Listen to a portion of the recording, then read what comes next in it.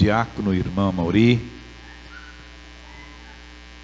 uma direção do culto abençoada por ele, pelo nosso ministério de louvor, abençoado também. Que o Senhor Deus continue nos abençoando. E eu convido você nesta noite para abrir sua Bíblia na Epístola de Paulo aos Efésios, capítulo 2. Bem conhecido esse texto, Efésios 2, versos de 1 ao 6. A nova vida em Cristo. E nós cantamos isto aqui hoje, a respeito, acho que foi o segundo cântico, de termos uma vida verdadeiramente regenerada em Cristo Jesus. Se nós não temos uma vida regenerada, uma vida de mudança genuína, daí sim, Deus não aceita nem louvor, nada. Ele aceita o louvor da pessoa mais simples, mais humilde, desde que esta pessoa seja realmente transformada pelo poder do sangue de Jesus.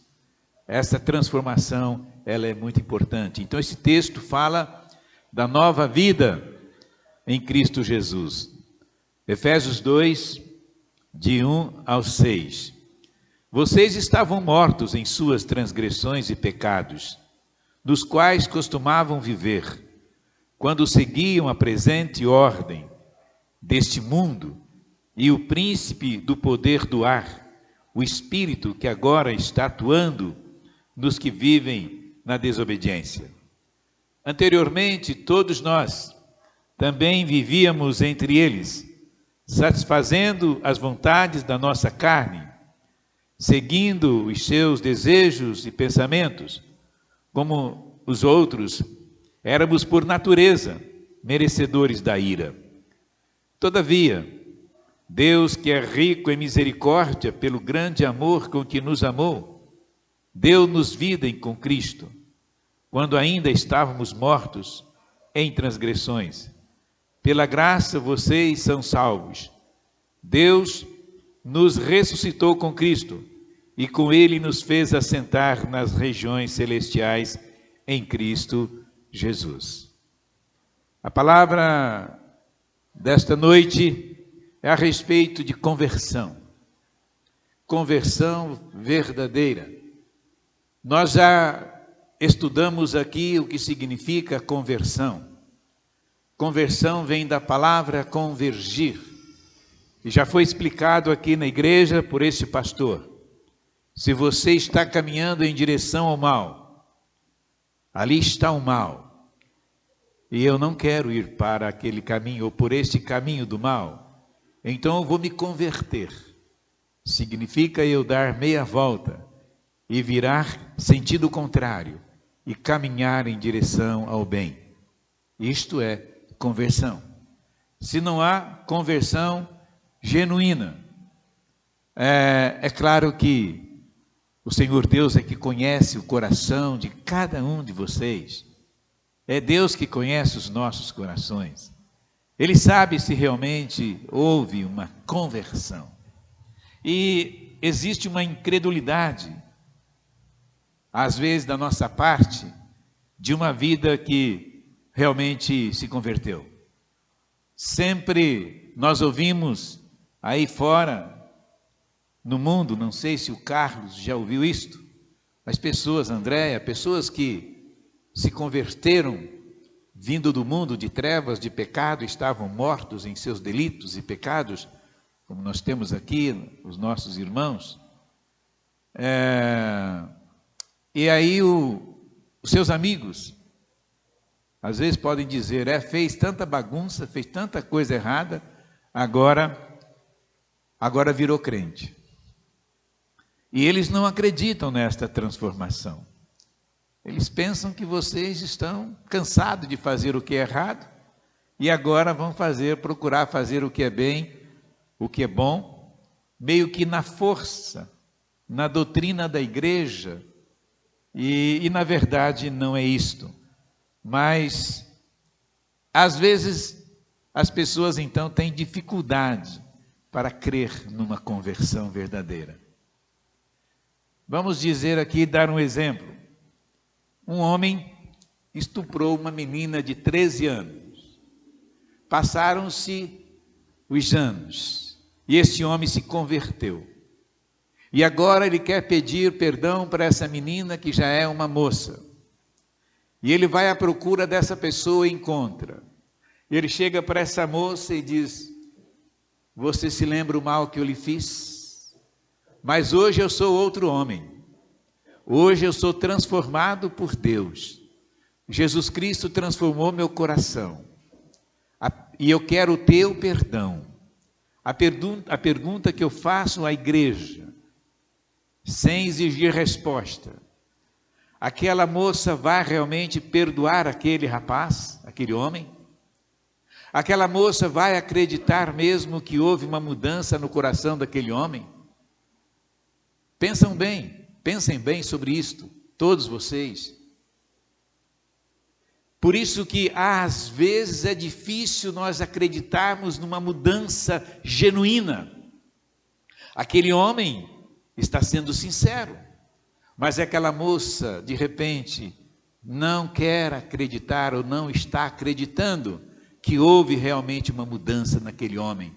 E talvez teria dificuldade para perdoá-lo. Então a conversão genuína, aquele que se converte ao Senhor Jesus Cristo, precisa dar uma prova mesmo de que mudou, uma mudança de verdade.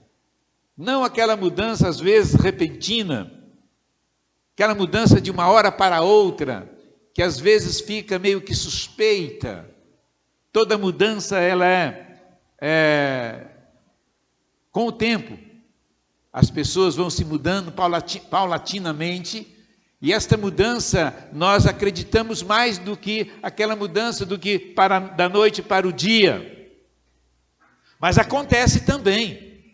Eu conheci pessoas que de um dia para o outro vivia no vício das drogas, no vício da bebida, em toda sorte de vícios, e se converteu num apelo vindo à frente. E daquele dia em diante não tomou mais nenhuma bebida alcoólica, não fumou mais, e teve uma transformação verdadeira. Então estamos falando nesta noite de transformação verdadeira. A Bíblia, ela diz respeito a isto: há uma mudança profunda e verdadeira. E o entendimento bíblico da conversão é uma característica de uma igreja saudável. Quando há conversão verdadeira na vida dos irmãos, dos membros da igreja, esta igreja é saudável, porque todos os membros que a compõem, são convertidos de verdade. E isto vai fazer com que a igreja, ela mesma, vai transmitir ao mundo lá fora, através de vocês, que Jesus Cristo tem poder para mudar vidas. E eu quero fazer duas perguntas nesta noite, apenas duas. A primeira pergunta, e esta pergunta é retórica, ela já responde, você já responde essa pergunta imediatamente quando eu a fizer. A mudança de uma pessoa que diz estar em Cristo é necessária? É necessária? Claro que é necessário que haja uma mudança de mente e coração. Não estamos falando de mudança de conceitos e preconceitos. Não estamos falando daquelas mudanças de caprichos ao molde das pessoas.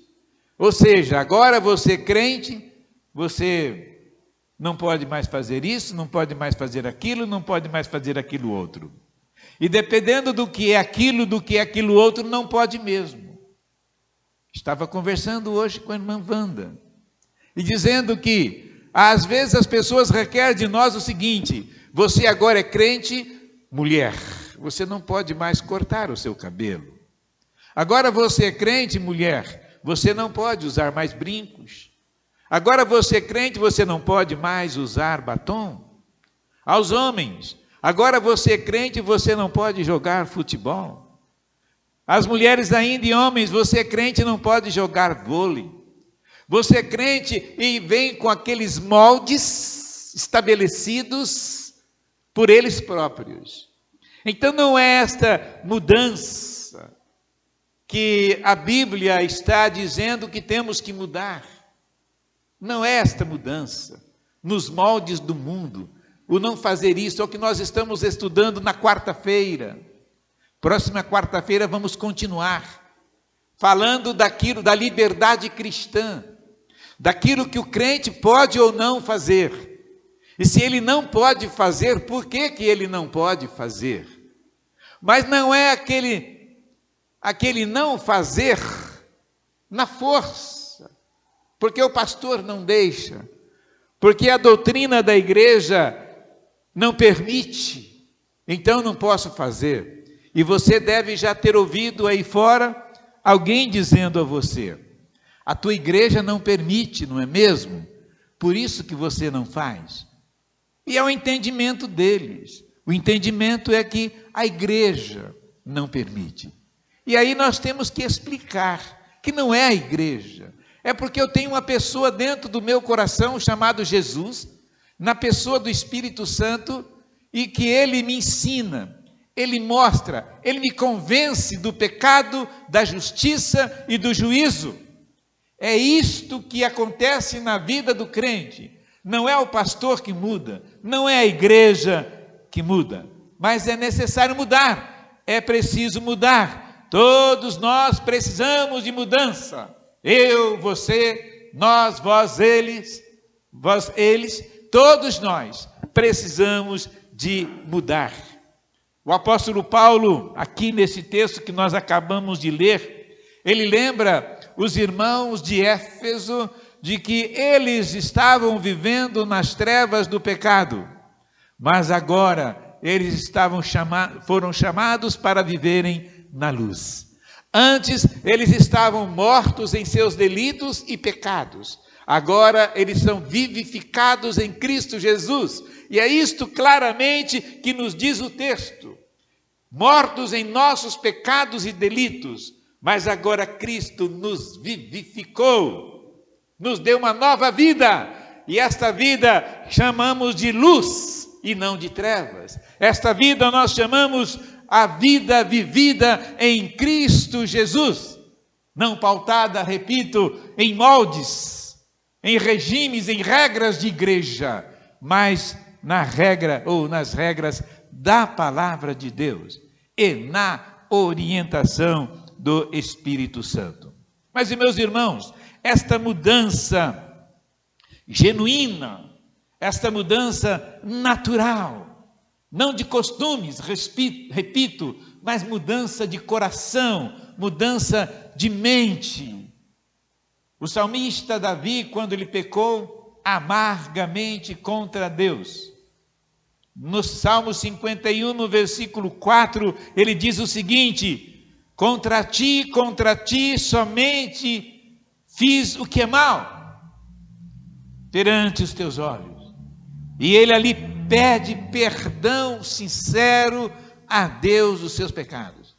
Houve realmente um arrependimento na vida de Davi.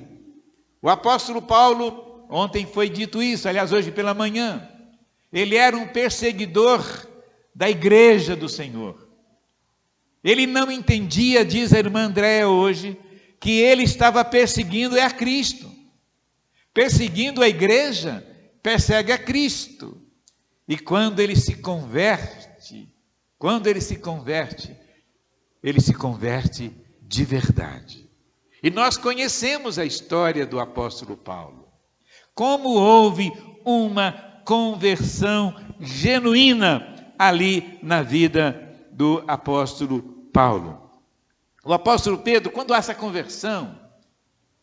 conversão verdadeira, nós sentimos quando nós pecamos, nós percebemos quando nós pecamos, o Espírito Santo no coração fala fortemente, e não precisa de ninguém dizer a você que você pecou, porque o Espírito Santo de Deus te incomoda. Alguns dizem que o Espírito Santo acusa. Não, ele incomoda. Nós perdemos a paz quando nós pecamos. Por isso, o apóstolo Pedro, naquela pesca maravilhosa lá em Lucas, no capítulo 5, versículo 8,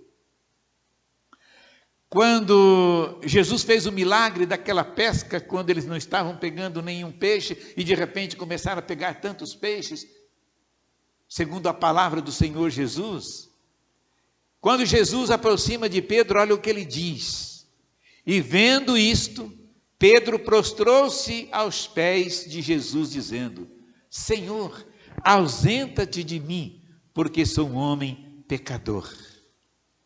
Isto é convicção de pecado. Isto é senso do pecado. Estamos vivendo uma situação muito difícil nos dias de hoje, com respeito à moral. Os homens, mulheres, jovens, adolescentes, perderam a noção do que é moral.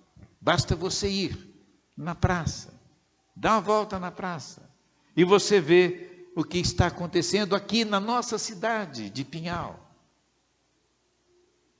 E nós sabemos que o mundo, as pessoas estão cada vez mais marchando para o abismo de pecado. Costumo dizer que Sodoma e Gomorra hoje está dando risada, gargalhadas, zombando do mundo de hoje. O mundo de hoje, eu digo com certeza, se não está pior, também não está melhor do que os tempos de Sodoma e Gomorra. Então, precisa-se de transformação? Sim, precisa de transformação. Precisa de mudança. Não é que precisa, essa palavra precisa parece que ela vem de uma necessidade forçada. Mas não é, a mudança é natural. Como eu já disse, não precisa ninguém dizer para você que você está fazendo errado, isto ou aquilo. O Espírito Santo de Deus te incomoda. O Espírito Santo de Deus fala ao seu coração. Lá no acampamento, nós falamos quando alguém peca, e o que acontece? E o nosso irmão Abel disse: quando eu peco, dói na arma. Vocês se lembram da expressão dele? Quando eu peco, dói na arma. Ou seja, quando nós pecamos, dói a nossa alma. Quando nós estamos em pecado, sentimos falta de paz, temos vergonha de Deus, temos vergonha do Espírito Santo. Daí é necessário esta mudança. Quando há esta mudança, é isto que realmente acontece. A pessoa tem sensibilidade ao pecado. A segunda pergunta que eu faço é esta: mudança é realmente possível? Depende.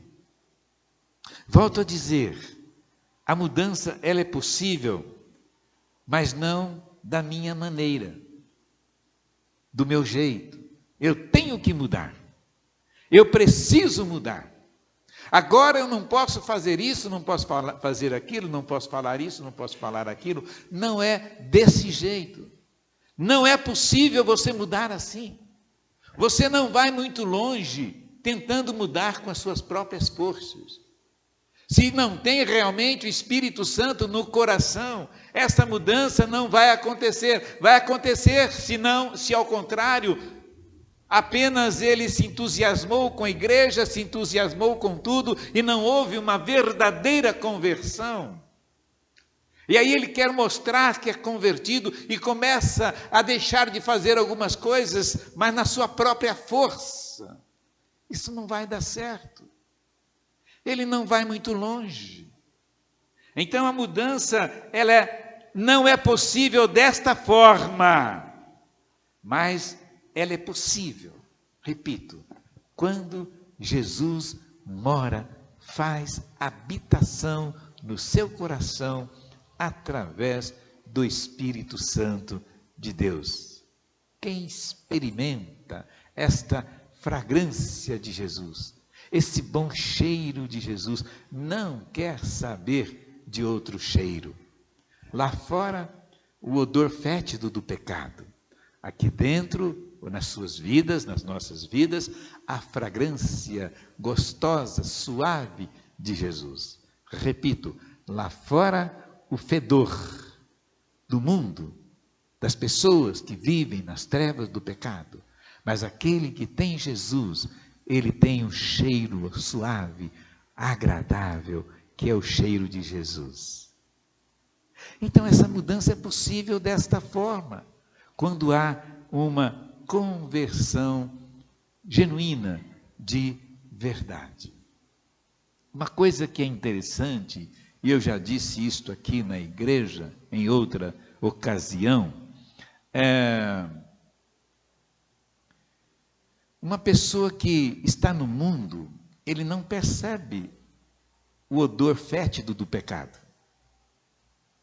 Quando o crente que tem Jesus se aproxima dele, percebe. E ele, quando se aproxima de você, percebe um outro cheiro, uma outra fragrância. São cheiros diferentes. Um é fétido e outro é uma fragrância gostosa. Só percebe que está no pecado e com aquele odor fétido do pecado, aquele que está em Cristo. Aí você percebe. Mas os seus amigos que estão vivendo no pecado, nas trevas do pecado, eles não sentem, eles não percebem. Só você consegue perceber. Agora, meus irmãos, a palavra de Deus nos diz o seguinte, bem conhecido este texto, segundo aos Coríntios 5,17, conhecido de todos. Se alguém está em Cristo, quem é esse alguém? É você, sou eu. Se alguém está em Cristo, nova criatura é. As coisas velhas já passaram, eis que tudo se fez novo. Então esta mudança radical, repito, de mente e coração, só acontece com aqueles que experimentaram a nova vida em Cristo Jesus. Fora isto, é uma mudança aparente, forçada, que não vai muito longe. Mas a mudança que Jesus faz no coração das pessoas que o recebem, esta mudança, ela é genuína. Aconteceu com Paulo, como eu disse. Paulo perseguia os cristãos, perseguia a igreja, mas ele se converteu realmente dos seus pecados. Como eu disse também, Pedro foi um outro que mudou, teve uma mudança, ele quando negou a Jesus Cristo, mas logo, enquanto ele temeu uma mulher, e diante de uma mulher, ele negou Jesus, depois do arrependimento dele, ele está agora diante de uma multidão, falando de Jesus, contando a vida de Jesus, desde o seu nascimento até a sua ressurreição, e quando foi assunto ao céu.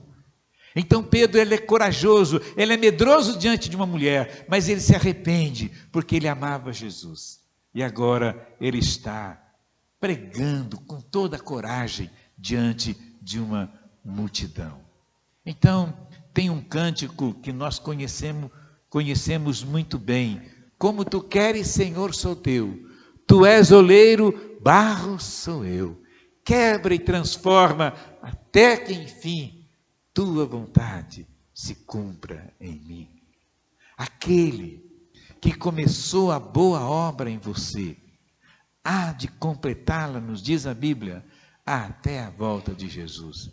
Se você se dispõe a mudar, muda seu jeito de falar, muda seu jeito de pensar, muda seu jeito de andar. Mudança é necessário sim, mas não na força. Não por força, nos diz a Bíblia, nem por violência, mas pelo meu espírito, diz o Senhor dos Exércitos. Então essa mudança genuína é que Deus espera de nós. E Ele quer que haja essa mudança, como foi na vida de Zaqueu. Zaqueu também era um homem pecador, cobrador de impostos. Ele era ladrão, mas quando ele se converte, ele dá prova da sua conversão e diz a Jesus: olha, o que eu fiz de errado eu vou consertar. Primeiro, de quem eu roubei, eu vou devolver 4 vezes mais. Isto é mudança. Zaqueu se converteu de verdade. Você já fez esta pergunta a você? Eu sou convertido mesmo? Eu sou de Jesus de verdade? Eu entreguei meu coração a Ele? Se a resposta é sim, eu tenho certeza, olhando para todos vocês aqui, que cada um de vocês tem senso ao pecado, cada um de vocês tem sensibilidade ao pecado, e cada pecado, seja ele grande ou pequeno, no nosso modo de entender, o que para Deus não tem nem grande nem pequeno, tudo é pecado. Mas por menor que seja o pecado que no nosso entendimento tenhamos cometido, nós sentimos. E se a gente não chega para Deus e diz: Senhor, pequei, como disse Davi, pequei contra ti somente pequei e fiz o que é mal perante os teus olhos, por isso eu peço que me perdoe. Se arrependam cada dia daquilo que você entende que é chamado de pecado. Arrependimento genuíno só acontece na vida daquele que tem Jesus Cristo no coração. Mudança genuína, verdadeira, só acontece naquele que recebeu Jesus e tem o Espírito Santo dentro do seu coração. Uma música antiga também que diz o seguinte: a tua palavra escondi, no meu coração escondi, para não pecar contra ti, não pecar, a tua palavra escondi. O meu coração já é teu, pois tu o compraste, Senhor. Só quero viver para ti, só viver no teu santo amor. Só quero viver para ti, só viver no teu santo amor. Viva uma vida que agrade ao Senhor. Seja um exemplo de um verdadeiro cristão, lá na sua casa, junto com a sua família, na escola onde vocês estudam, no trabalho. Seja diferente, não na força e da sua própria força ou na violência, mas pelo Espírito Santo de Deus. Deus abençoe a igreja, Deus abençoe a todos nós. Fiquem em pé, por favor.